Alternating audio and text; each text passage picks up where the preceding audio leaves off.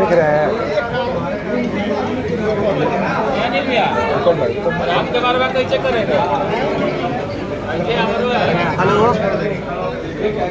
Hello. आज के press conference में आप लोगों ने अपना समय दिया, इसलिए मैं अपनी तरफ से आप तमाम साथियों को तहे दिल से मुबारकबाद देता हूँ, बधाई देता हूँ।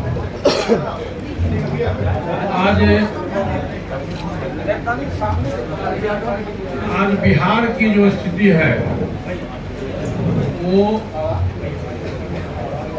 1990 से लेके 2005 तक की जो बिहार की स्थिति थी ऐसा महसूस हो रहा है।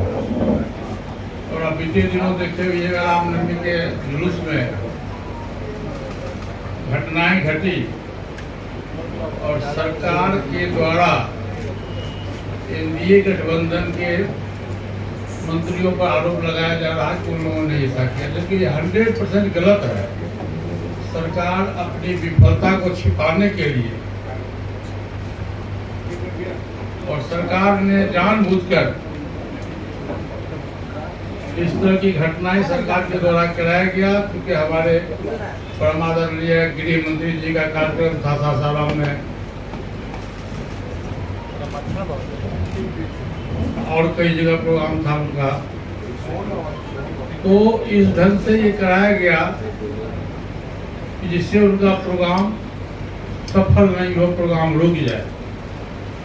और बिहार सरकार मुख्य दर्शक बन के देखती रही और भारत सरकार के गृह मंत्री जी का प्रोग्राम किसी न किसी कारणवश स्थगित करना पड़ा, क्योंकि वहाँ 144 लागू किया गया। तो ये बिहार के लिए पूरे शर्मनाक की बात है और पूरे देश में इसका जो मैसेज गया है वो बहुत ही नेगेटिव मैसेज गया है बिहार सरकार के खिलाफ में। और देखिए, नीतीश कुमार जी गठबंधन में 17 वर्ष से एनडीए गठबंधन के पार्ट थे, एनडीए गठबंधन में थे और एनडीए गठबंधन ने उन पर विश्वास किया और कम सीट मिलने के बावजूद भी उनको बिहार का मुख्यमंत्री बनाया गया। और बिहार की जनता ने नीतीश कुमार जी को एनडीए गठबंधन के लिए ही अपना मत दिया था, न कि आरजेडी में जाने के लिए दिया था। और इसके पहले भी आप देखे हुए 2015 में भी नीतीश जी आरजेडी गठबंधन में गए थे और कुछ दिनों के बाद फिर वहां से वापस आ गए और ये बोल के आए कि अब मैं कभी जिंदगी में जब तक मैं राजनीति करूंगा तब तक मैं कभी आरजेडी गठबंधन में नहीं जाऊंगा। फिर भी दोबारा वो चले गए।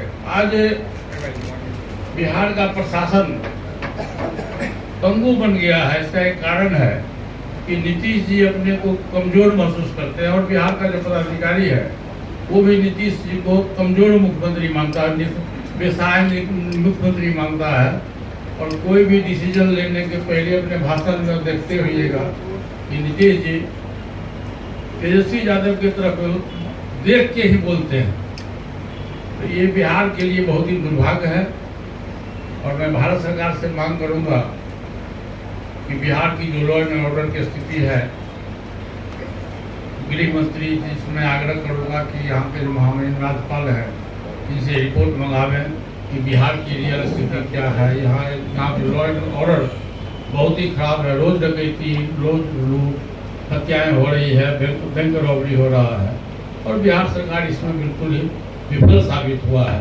इसलिए मैं माननीय गृह मंत्री से आग्रह करूंगा कि बिहार की ताज़ा स्थिति के बारे में वो रिपोर्ट मंगावें और फिर भविष्य में जैसा हो वैसा किया जाए। दूसरा, आज जो प्रेस कॉन्फ्रेंस करने का मुख्य उद्देश्य है, तो हमारे चंदन सिंह जी पहले इस घर में थे, अब कुछ कारणवश कुछ नाराजगी हुई होगी, कुछ दिनों के लिए चले गए, दूसरे दल में चले गए। मैं नाम नहीं लेना चाहता हूँ किस दल में गए हैं, दूसरे दल में चले गए।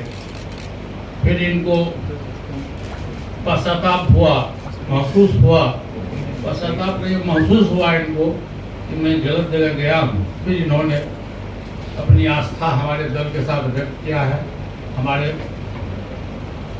पार्टी के की तरफ ही मुखातिब हुए हैं। मैं इनको तहे दिल से आशीर्वाद देता हूँ, घर में आए हैं, दुरुस्त रहे।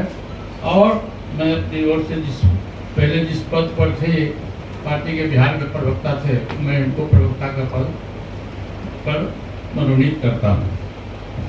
राष्ट्रपति शासन की मांग कर रहे हैं क्या आप बिहार में? राष्ट्रपति शासन की मांग कर रहे हैं। सवाल ले लीजिए। आप उसको उल्टा मत समझिए। मैंने गृह मंत्री जी से मांग किया है कि बिहार की जो स्थिति है, लॉ एंड ऑर्डर की जो स्थिति है, रामनवमी पर जो घटनाएं घटी है, उसकी पूरी रिपोर्ट महामहिम राज्यपाल से रिपोर्ट ले लें। रिपोर्ट आने के बाद रिपोर्ट में क्या तथ्य आता है, उसके बाद भारत सरकार इस पर अपना निर्णय ले। आपने कहा कि गृह मंत्री के कार्यक्रम को प्रभावित करने के लिए किया गया, आपको भी आशंका है क्या कि कुछ लोगों ने इस तरह के काम करवाए? हाँ, निश्चित रूप से हुआ है, निश्चित रूप से हुआ है। गृह मंत्री जी का वहाँ प्रोग्राम था, बिहार में 2 प्रोग्राम था। उस प्रोग्राम से आरजेडी और बिहार की जो सरकार है वो घबरा गई और जानबूझ के उन्होंने रामनवमी के मेले पर, रामनवमी के जुलूस पर ये जो हंगामा हुआ है, ये सुनियोजित हंगामा है और प्रशासन मुख्य दर्शक बन के बैठे रहे। तो नीतीश कुमार ये कहे हैं, ये जो बिहार जला है इसके पीछे कौन है, कौन बी टीम काम कर रहा है, कौन? अरे भाई, तो मैं तो कह रहा हूँ गृह मंत्री जी से कि आप इसकी जांच करवा लीजिए। नीतीश कुमार से जांच नहीं करा रहे हैं हम यहाँ का झगड़ा है तो महामहिम राज्यपाल महोदय है, उनसे मैंने कहा है कि आप जांच कराइए और जांच कराने के बाद जो लोग दोषी होंगे उन पर कार्रवाई की जाएगी। मैं भी तो वही कह रहा हूँ जो आप कह रहे हैं। लेकिन सर, राज्यपाल का एक प्रोटोकॉल होता है। आप कह रहे हैं कि राज्यपाल अपनी रिपोर्ट दे, लेकिन राज्यपाल परसों एक कार्यक्रम में उन्होंने ये कहा कि प्रधानमंत्री जी को 74% जनता चाहती है कि वो फिर से प्रधानमंत्री रहे। ये राज्यपाल कैसे? अरे भाई, राज्यपाल देश का नागरिक नहीं है क्या? नहीं, पहले सुनिए, ये मौलिक अधिकार है, हर एक व्यक्ति का मौलिक अधिकार है। देश का जो नागरिक है उसको मौलिक अधिकार है, आप उसके अधिकार का हनन नहीं कर सकते। पहले वो देश का नागरिक है, तब दूसरे राज्यपाल है। बिहार सरकार की जांच से संतुष्ट नहीं है कि बिहार सरकार खुद अभियुक्त है। बिहार सरकार के रहते हुए, मुख्यमंत्री के रहते हुए, प्रशासन के रहते हुए घटनाएं घटी है, तो इसलिए जो अभियुक्त है उसे हम जांच किसे करा रहे हैं? जो निष्पक्ष बॉडी है उसे जांच कराने की बात हो रही है। या तो इसकी जांच सीबीआई से हो, इसकी जांच सेंट्रल एजेंसी से हो। लेकिन सर, महागठबंधन सरकार का आरोप है कि विपक्ष की ही साजिश है। महागठबंधन सरकार का आरोप है कि विपक्ष ने ऐसा किया, मेरा आरोप है कि बिहार सरकार ने ऐसा किया। आप इसकी जांच करा तो लीजिए, मैं तो जांच की बात कर रहा हूँ ना। ठीक है, राज्यपाल महोदय से नहीं कराइएगा, सीबीआई से इसकी जांच हो। स्पेशल कोर्ट, आप जब तक देश पर आपको भरोसे नहीं है तो देश को कहाँ ले जाइएगा? नहीं, देश पर जब आपको भरोसा नहीं है, एजेंसी पर भरोसा नहीं है, कहाँ ले जाइएगा? चोर नहीं कहिएगा, क्या कहिएगा? ईमानदार कहिएगा। आप एक भी व्यक्ति का नाम लीजिए जो निर्दोष आदमी को सीबीआई ने पकड़ा हो। आप बोलिए, एक भी व्यक्ति का पूरे देश में नाम लीजिए जिसको सीबीआई ने गलत ढंग से पकड़ के जेल में बंद किया हो। जो दोषी है, सुनिए, जो दोषी है उस पर सीबीआई कार्रवाई कर रही है। कोर्ट का अपना जुडिक्शन होता है, सीबीआई का अपना जुडिक्शन होता है, उसमें सरकार का कुछ लेना देना नहीं है। आप एक भी व्यक्ति का नाम बताओ जो व्यक्ति निर्दोष हो, उस पर सीबीआई कार्रवाई की हो। आप बताइए, आप ये प्रश्न पूछ रहे हो हमसे, आप बताइए कौन सा व्यक्ति है साजिश में सीबीआई ने गलत काम किया, ईडी ने गलत काम किया? इसलिए देखिए, देश चलता है संविधान से, देश चलता है नियम कानून से। जो दोषी होगा उसको सजा मिलेगा, जो निर्दोष होगा वो मुक्त हो जाएगा।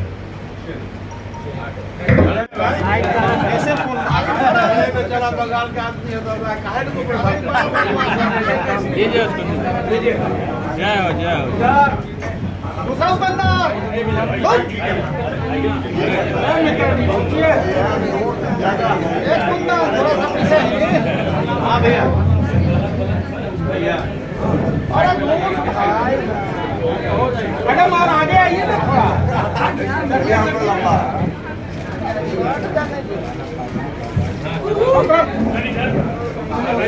हाँ है।